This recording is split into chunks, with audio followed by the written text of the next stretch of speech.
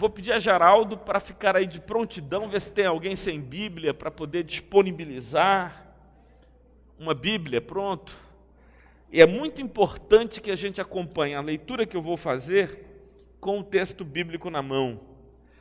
É o texto de Mateus, capítulo 14, que está na página 973. Mateus, capítulo 14, página 973. Eu quero me referir a este trecho do capítulo 14 de Mateus, que refere-se a Jesus andando por sobre o mar, que está no versículo 22 e dali em diante. Mateus 14, de 22 em diante, página 973. Estamos juntos lá? Amém.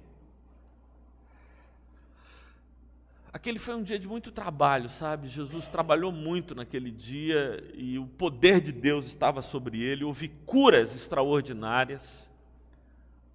Durante toda a manhã, toda a tarde, quando Jesus decidiu que os discípulos deveriam despedir as multidões que estavam famintas, pois o acompanhavam desde muito cedo, não havia comida para a multidão, e Jesus manda que eles se assentem e multiplica pães e peixes para alimentar aquela multidão. Até isso foi trabalhoso, organizar, distribuir, recolher o alimento que sobejou, que sobrou, e finalmente a multidão foi embora. Versículo 22. Logo a seguir, compeliu Jesus os discípulos a embarcar e passar adiante dele para o outro lado do mar de Tiberíades, do lago de Genezaré, do mar da Galileia. A passar adiante dele para o outro lado, enquanto ele despedia as multidões. E despedidas as multidões, subiu ao monte, a fim de orar sozinho. Em caindo a tarde, ou seja, quando a noite chegou, lá estava ele só.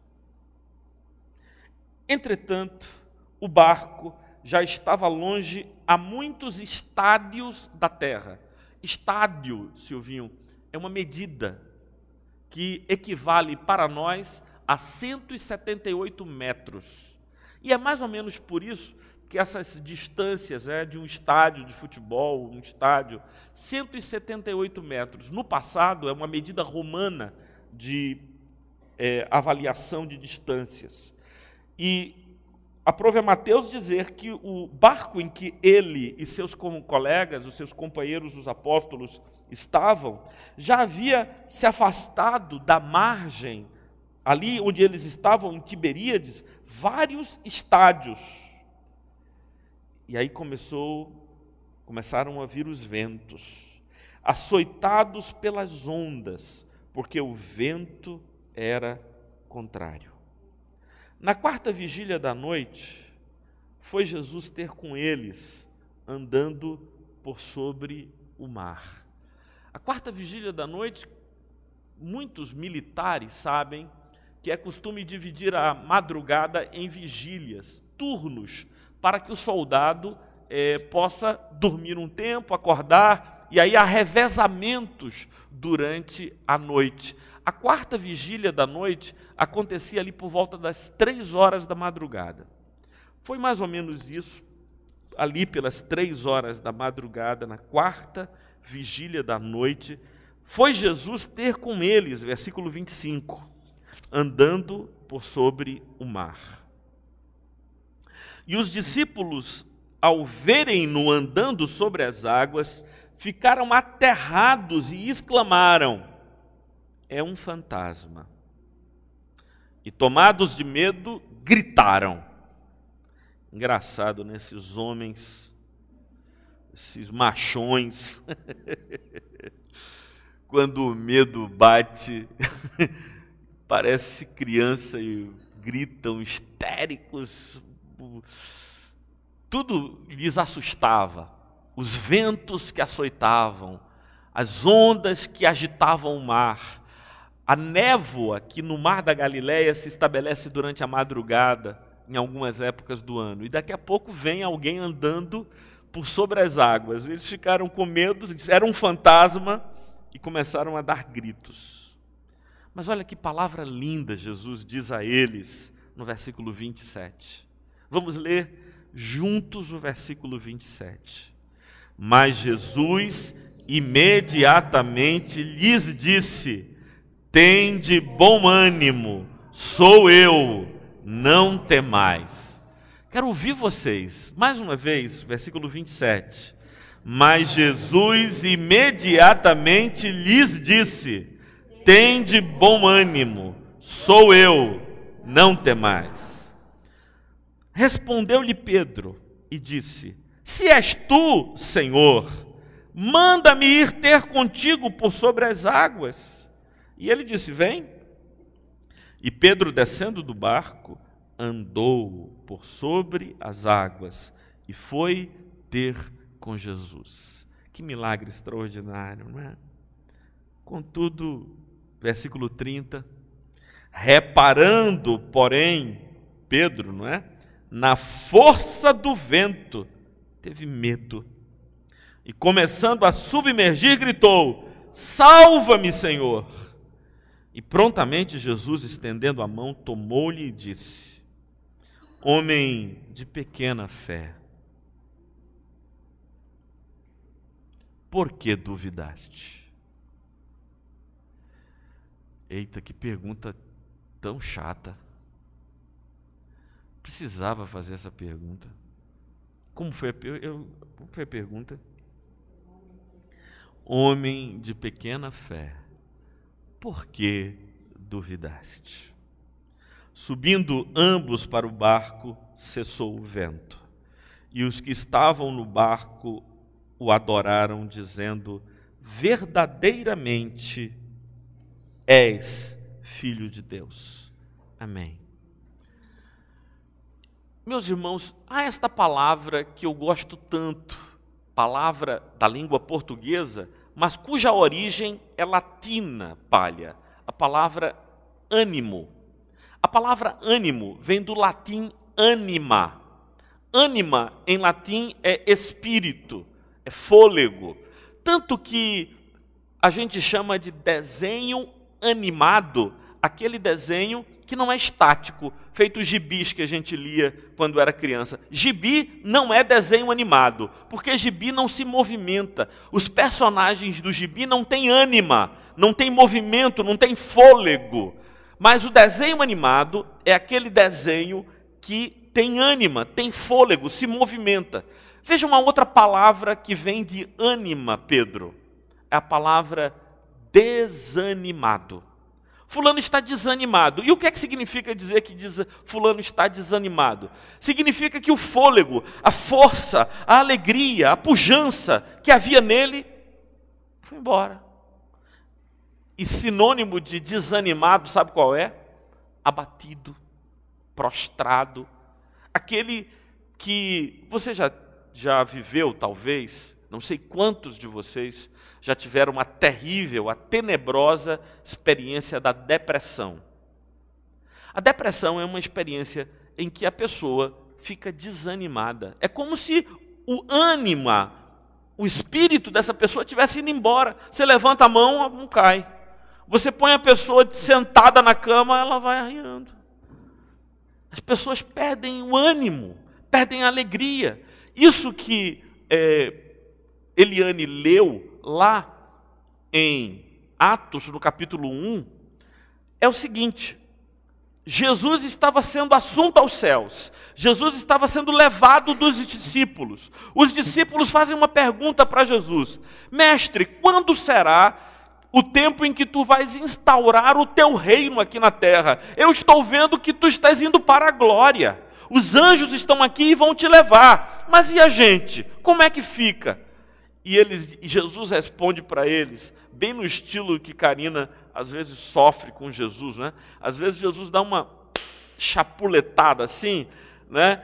Ele sabe qual é a resposta, Sueli, que Jesus dá? Ele diz assim: não é da conta de vocês. Não, mas não foi mais ou menos isso que ele disse? Ele diz assim: não vos compete saber os tempos e épocas que Deus reservou pela sua exclusiva autoridade. Ou seja, vocês querem saber quando, não é?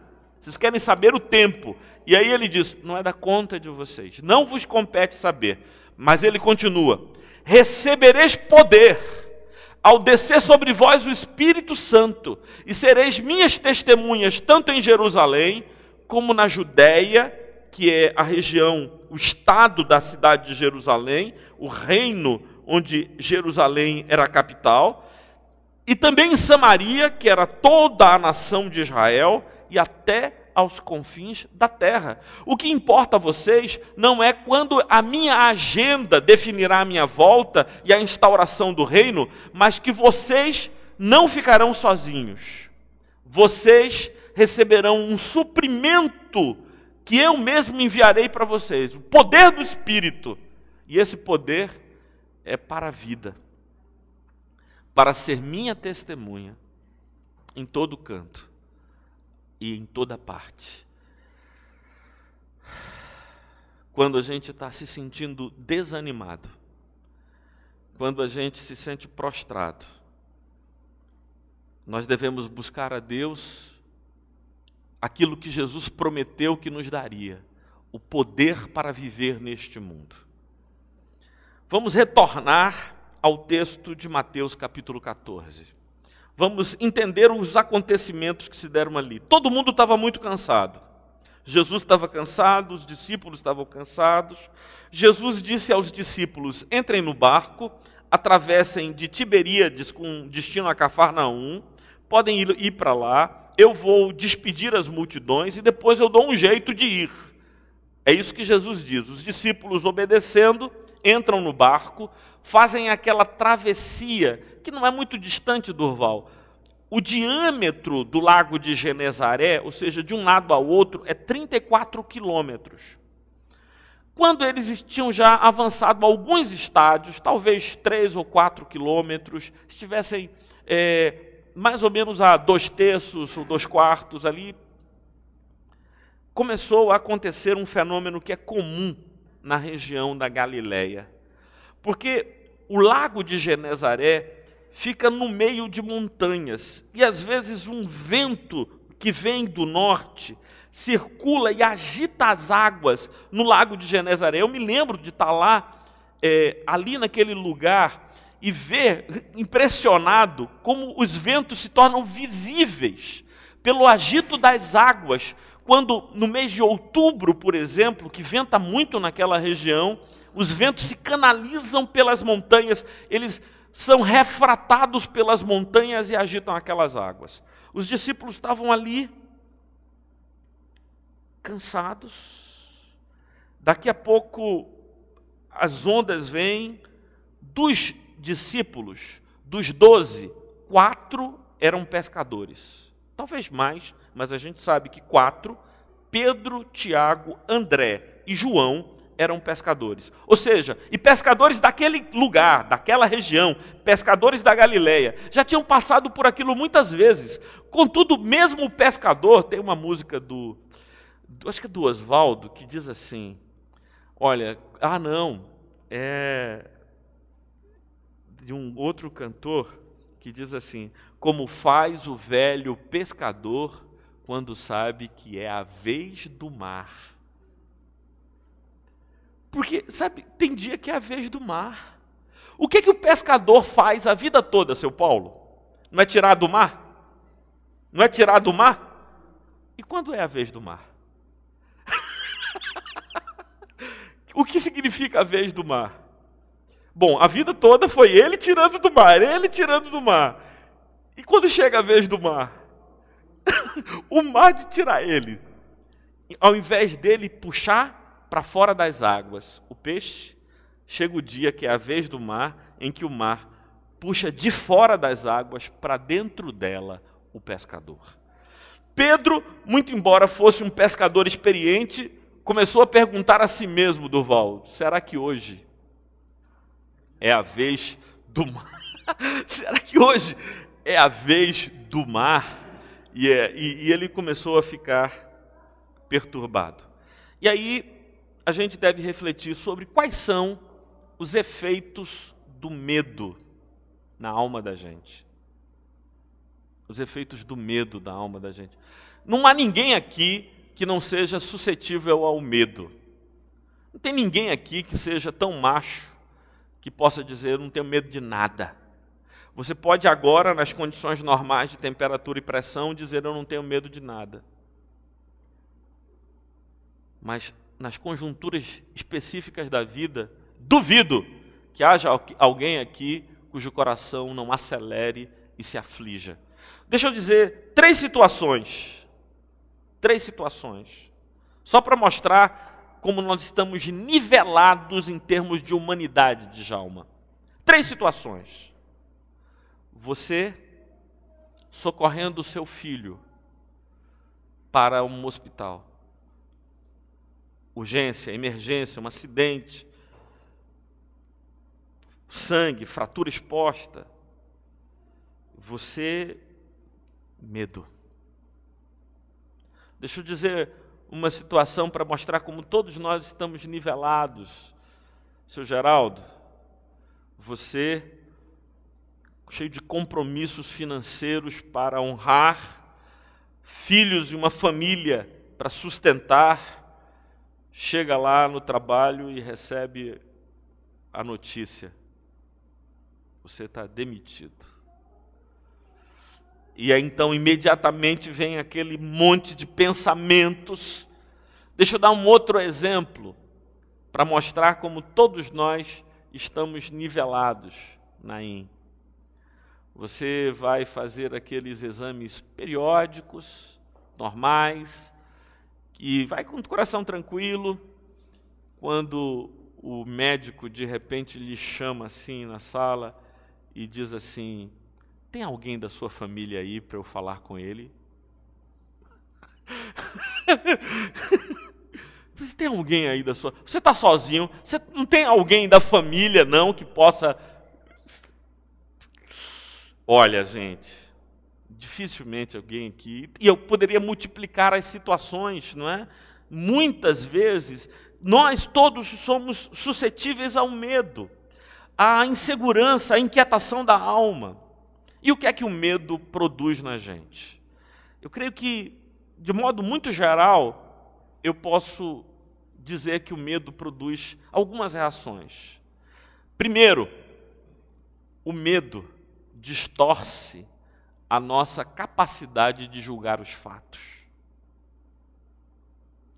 A gente começa a pensar tanta coisa e não consegue pensar com clareza mais em nada.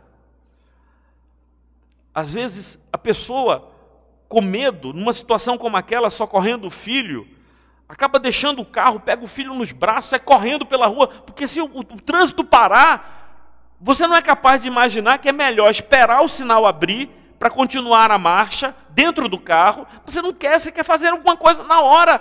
Então, a nossa capacidade de julgar a realidade, ela fica distorcida. Veja o que aconteceu com os apóstolos. Aquela confusão toda, a tempestade, as águas agitando, daqui a pouco eles veem um vulto vindo na direção deles. O que é que eles dizem? Eles já tinham visto fantasma, você já viu fantasma alguma vez na vida? Mas eles gritaram, é um fantasma. Mas era Jesus. Mas, meu amigo, você não consegue fazer a diferença entre Jesus e Genésio quando o medo lhe atordoa a mente. Você não vê saída, muito embora a saída esteja ali. Tem um texto que eu acho maravilhoso, Solange, que é de Agar.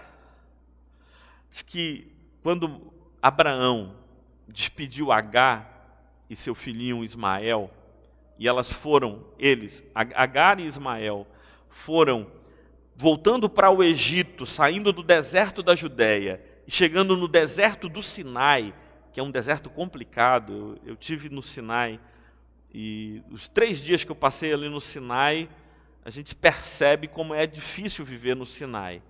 Muito calor de dia, muito frio de noite. De dia você procura roupa para se aquecer, de noite você procura roupa para se aquecer, de dia você não sabe o que faz com aquela roupa.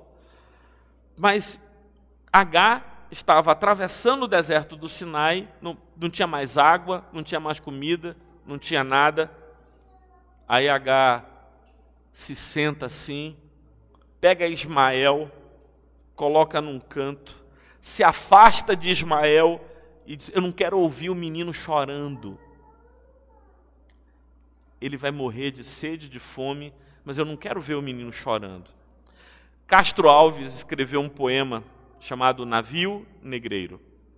Nesse poema, ele descreve a cena desta escrava Agar, e ele diz: é como Agar, chorando tanto, que nem o leite do pranto tem que dar para Ismael. Ou seja, chega aquele momento em que Agar não tem mais leite para dar para o menino, e Castro Alves diz que nem o leite do pranto, porque se ela estivesse chorando e estivesse correndo lágrima, ela ia fazer o menino beber a lágrima dela. Nem o leite do pranto tem que dar para Ismael. E aí acontece um milagre. Sabe qual é o milagre, Solange? Vem um anjo do Senhor e diz a Agar, daquelas perguntas idiotas: Agar, por que choras? Agar tinha todos os motivos do mundo para chorar, não é? E abrindo-lhes os olhos, ela viu um poço com água, bebeu, encontrou forças e continuou a jornada. O anjo não materializou a água, não. O milagre que o anjo operou, sabe qual foi? Abrir os olhos de Agar, para que ela pudesse ver o que desde sempre esteve lá. É que o medo, a angústia, o pavor, a perturbação dos ânimos faz com que você não veja o que está ali. Os discípulos, eles estavam tão perturbados que eles perderam o senso de julgar e acharam que era um fantasma aquele que vinha por sobre as águas. Em segundo lugar, o medo nos faz pensar que estamos sós. Me lembro do reverendo Otton Guarnaz Dourado, meu velho professor. E ele disse, um dia, nós estávamos assistindo aquelas aulas, às 7 da manhã, ele chegou, os olhos vermelhos, e disse assim: meus filhos, hoje eu tive um sonho terrível. Eu vi o inferno. E nós perguntamos, reverendo Otton, o senhor viu o inferno? Ele disse, vi o inferno. Como é o inferno, reverendo? A gente meio que brincando, querendo saber dele. Ele disse, o inferno é assim. Eu sonhei e me vi numa sala escura e solitária. Eu olhei para um lado, olhei para o outro, não vi ninguém, só um imenso vazio. Depois eu baixei os olhos e vi Raquel, minha esposa, deitada num túmulo, num caixão, morta. E de repente eu tentei tocar em Raquel. E o corpo dela foi afastado de mim, afastado, e eu não podia me mexer. E eu queria segurar Raquel, e não tinha mais ninguém de um lado nem do outro. E eu queria tocá-la, e eu queria segurá-la, e eu queria retê-la. Eu queria que pelo menos isso não se tirasse de mim, o corpo dela. Isto é o inferno. Quando ele disse aquilo, puxa vida. Para o reverendo Otton, o inferno é a mais absoluta solidão. O medo, quando ele nos atormenta, ele nos faz sentir que estamos sozinhos, que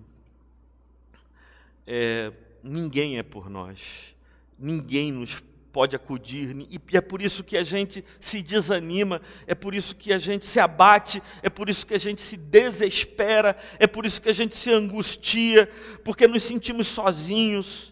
Começamos a pensar por que ele nos mandou, se ele sabia que isso podia acontecer, por que Deus me abandonou? Por que Deus me abandonou?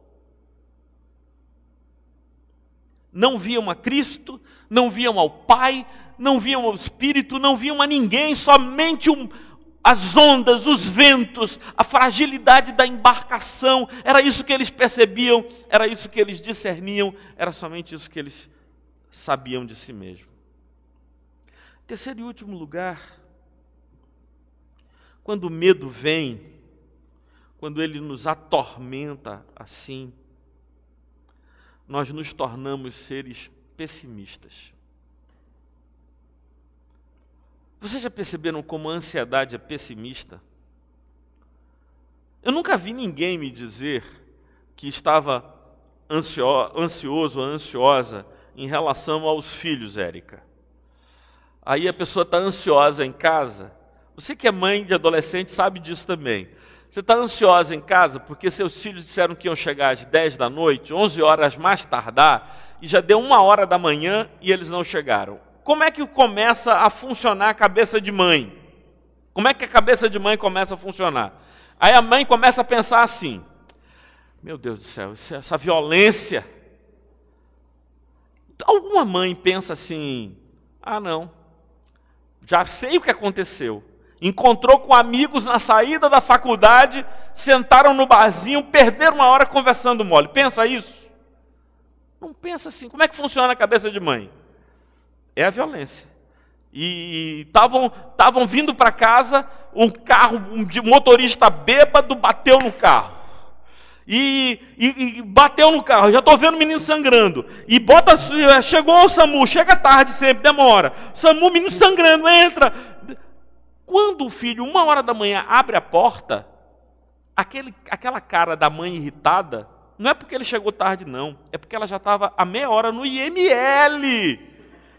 A meia hora que ela já estava no IML, tentando reconhecer o corpo do filho. Quando ele abre a porta, ela tem que engatar ré e voltar aquilo tudo. E aí o filho não entende, mas mãe, por que esse escândalo? Eu só cheguei um pouco atrasado. Sim, você chegou atrasado, mas sabe lá por onde minha alma já foi? Enquanto você não chega, não liga, não dá notícia, que percursos já fez a minha alma? Porque a ansiedade, o medo são extremamente pessimistas, não é verdade? Extremamente pessimistas. A gente só consegue imaginar coisa ruim.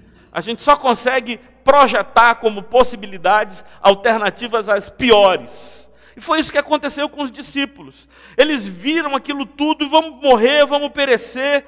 Veio agora, além das ondas, além dos ventos, além do barco, ainda me veio um fantasma no meio da noite para nos assombrar. A gente vai morrer assombrado. E aí é que Jesus diz 3 coisas. Como se ele fosse presbiteriano, viu, João? Porque ele diz 3 coisas aos discípulos. A primeira é: tende bom ânimo. Mudem o espírito de vocês. Parem de ver a vida do modo negativo. Tende o quê? Bom ânimo. Ou seja, peguem o espírito de vocês, e convertam esse espírito de vocês, essa força interior de vocês, que agora os apavora, os faz gritar, os faz agir como crianças. Para com isso. Muda o ânimo de vocês. Tende bom ânimo. Sejam positivos. É muito difícil ser positivo quando o medo nos toma, quando a ansiedade. Jesus disse: tende bom ânimo. Mas ele não apenas dá a ordem, tende bom ânimo. Ele diz por que os discípulos devem ter bom ânimo. Sabe por quê? Sou eu. É isso mesmo. Tende bom ânimo porque sou eu. Não é um fantasma, não é uma alucinação, não é uma assombração. Vocês não estão sozinhos. Tende bom ânimo, porque sou eu.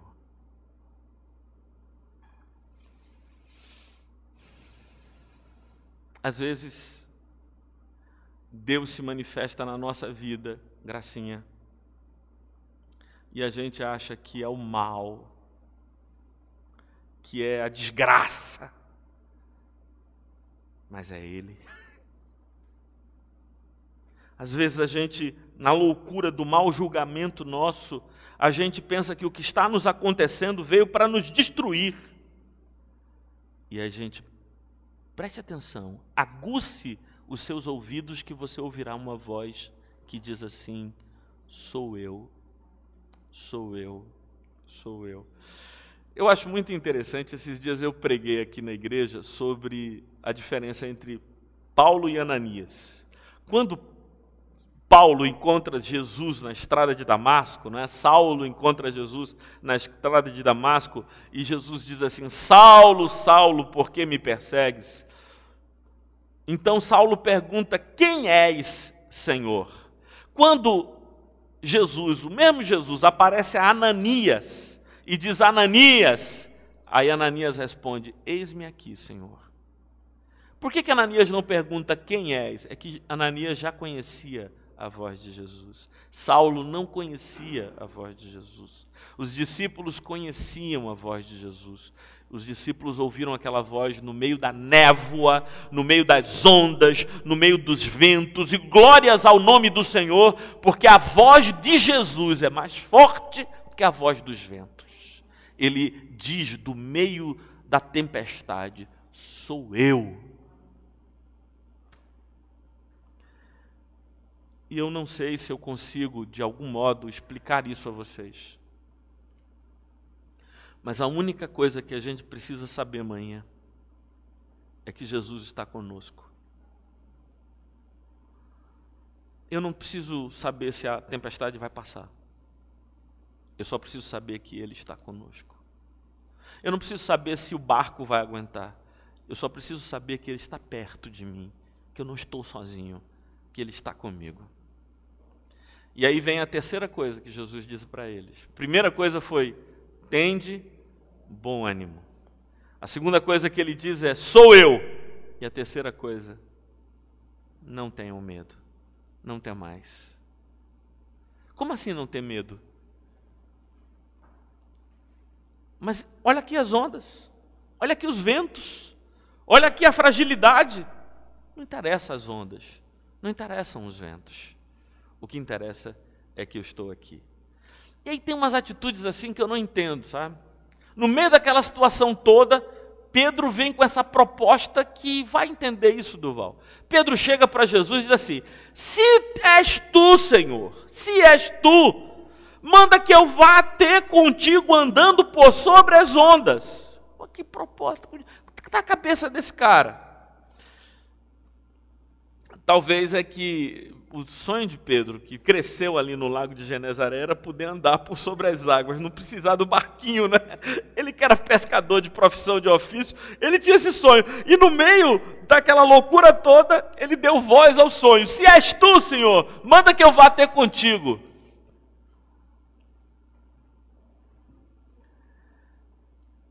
E aí Jesus disse assim: vem, vem. E ele foi. E sabe o que aconteceu com ele? Ele, diz o texto, andou por sobre as ondas. Andou por sobre as águas. Espera aí, deixa eu entender o texto direito. O que é que Jesus fez? Primeiro Jesus acalmou a tempestade? Não. Pedro disse: Senhor, acalma a tempestade e deixa eu andar por sobre as águas? Não. Ele: se és tu, Senhor, deixa eu ir ter contigo. E aí Jesus disse: vem. E Pedro foi. E diz o texto que ele andou, diz ou não? Que ele andou por sobre as águas, mas depois ele afundou. Agora eu vou fazer uma pergunta chave a vocês e com ela eu quero terminar. O que afundou Pedro foram as ondas? O que afundou Pedro foram os ventos? Peraí. Mas não tinha vento? Tinha vento ou não tinha vento? Mas não foram os ventos que derrubaram. Mas, Eliane, vento batendo, o cara se desequilibra e cai. Não foram os ventos. E as ondas? Sarrabulho, pá, batendo. Não foram, as ondas derrubaram Pedro. Não foram as ondas, não foram os ventos. Que foi que fez com que Pedro, que estava tão bem andando por sobre as águas, naufragasse? Pouca fé. E sabe, isso aparece numa palavra de Jesus, uma pergunta de Jesus: por que duvidaste? É a falta de fé. Mas a falta de fé, ela se manifesta de um modo concreto. E o modo como a falta de fé se manifesta é a dúvida.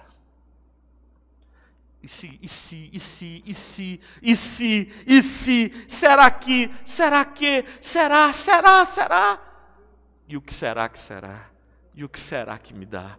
E o que será que... Eu não sei! Por que duvidaste? O que fez com que Pedro naufragasse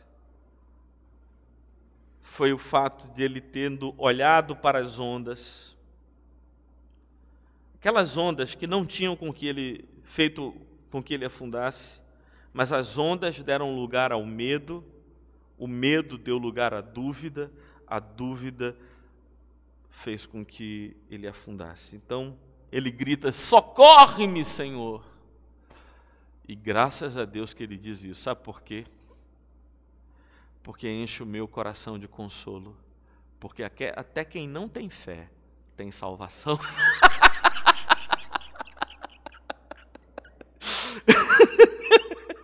Ora, quem tem fé anda por sobre as ondas, anda por sobre as águas. Mas até quem não tem fé tem salvação, porque pode gritar: socorre-me, Senhor! E o Senhor Jesus vai lá e pega e traz aquele homem de volta, porque até quem não tem fé, Deus socorre. Vamos ficar de pé, vamos orar.